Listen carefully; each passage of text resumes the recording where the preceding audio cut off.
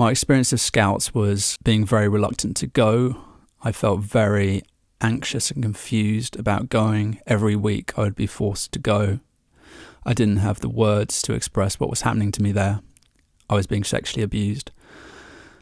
It was happening to me at home at the same time, so there really wasn't anyone I could speak to about it. I had learnt by that point in my life that it was normal to sexually abuse children, and it was expected that we would keep quiet about it. So every week I would go to Scouts. During activities, children would be sent to the back room where the Scout leader, the Arcala, and another man in the back room would sexually abuse children.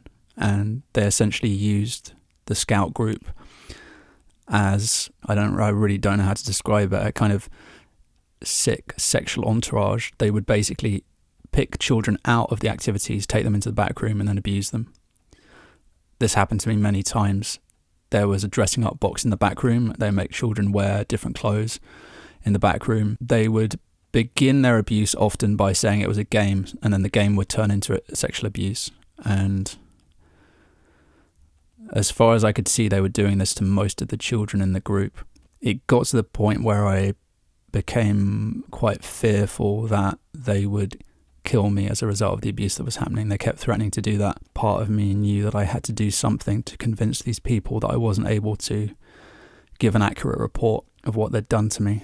And so I pretended to be mentally ill. I remember, in a way, looking back, it was an ingenious escape route for me as a kid.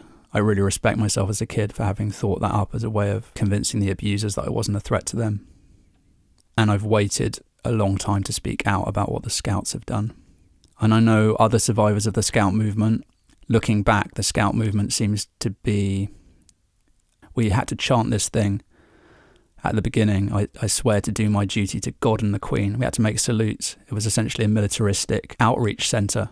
And it's in America as well, except not for very long, because the American Boy Scouts Association is about to go bankrupt because of how many people have reported sexual abuse. They literally don't have the money to pay off all the children they abused.